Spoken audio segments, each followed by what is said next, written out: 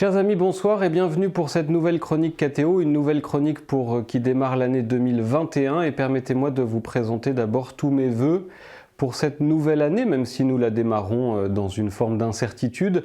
Mais je voudrais vous rappeler la très belle parole du livre des Nombres que nous avons eue dans la liturgie du 1er janvier. Que le Seigneur te bénisse et qu'il fasse briller sur toi son visage.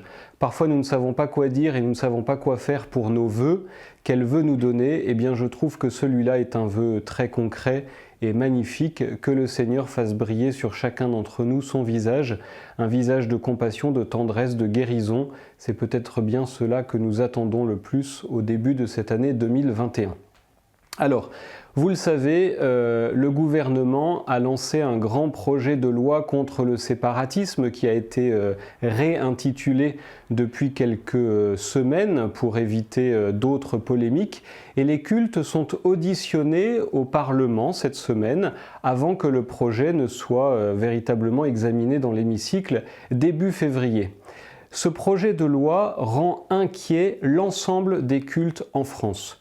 Non seulement parce qu'il va entraîner un certain nombre de discriminations, il va entraîner une surenchère administrative et il risque de poser plus de problèmes qu'autre chose. Pour ce qui est de la surenchère administrative, a-t-on besoin encore de vérifier le système associatif français? La loi de 1905 avait touché et était parvenue à une forme d'équilibre. Nous risquons par ce projet de loi d'orienter d'autres associations, celles qui posent problème, vers le régime de 1901 et au fond d'avoir un projet de loi qui sera complètement inefficace. Une surenchère administrative aussi, parce qu'en fait, le régime associatif risque d'être soumis à l'acceptation d'un pacte républicain.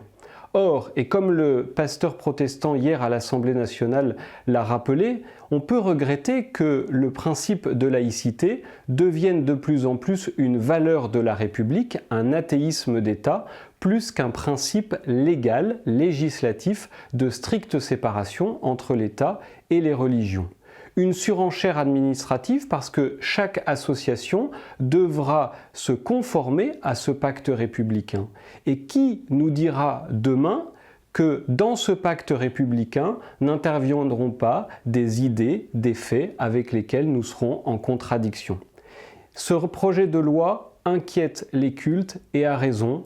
Et je regrette pour ma part que le gouvernement n'ait pas plus saisi une forme de concertation collective sur un sujet d'une aussi grande importance. Cela fait plus d'un siècle que la loi de 1905 est en application dans notre pays.